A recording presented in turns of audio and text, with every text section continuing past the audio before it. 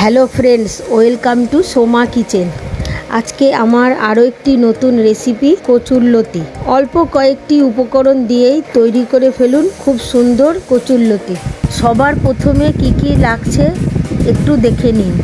মাছের ডিম, কচুরলতি, কাঁচা লঙ্কা, পেঁয়াজ, রসুন, টমেটো, ধনেপাতা, জিরের গুঁড়ো, ধনে গুঁড়ো। প্রথমে ডিমগুলোকে নুন ও হলুদ দিয়ে ম্যারিনেট করে রাখবো 10 মিনিটের জন্য।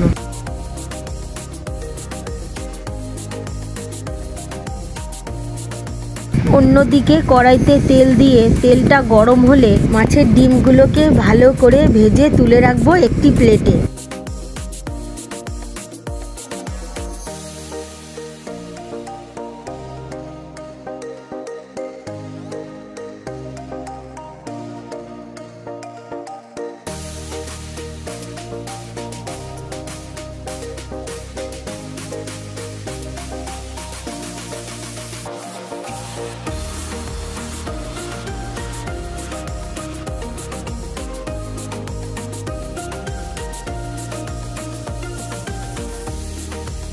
তারপর ওই কড়াইতেই আরও একটু তেল দিয়ে সেই তেলের মধ্যে জিরে, শুকনো লঙ্কা, তেজপাতা দিয়ে দেব।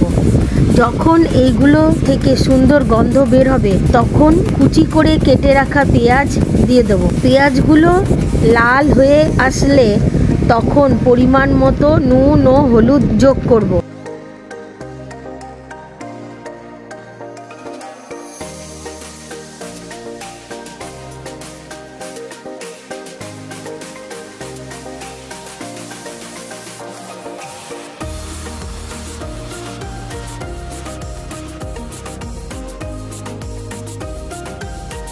এবারে কেটে রাখা কচুরলতি দিয়ে সব কিছুর সঙ্গে ভালো করে মিশিয়ে নেব। তারপর তরকারিটাকে 15 মিনিটের জন্য ঢেকে রাখব।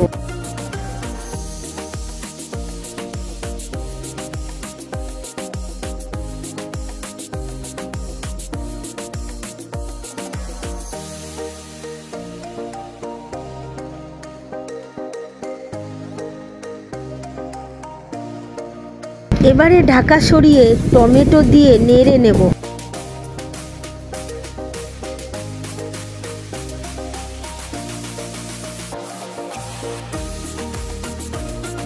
ভালো করে নেড়ে চেড়ে রসুন, কাঁচা লঙ্কা, ধনেবাটা দিয়ে লতির সঙ্গে মিশিয়ে নেব।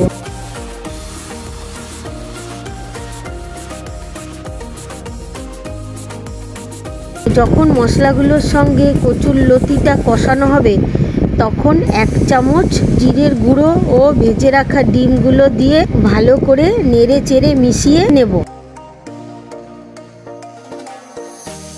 তারপর পরিমাণ মতো জল দিয়ে ধনেপাতা দিয়ে ঢেকে রাখবো। এবারে সামান্য আঁচে তরকারিটা ফুটতে দেব।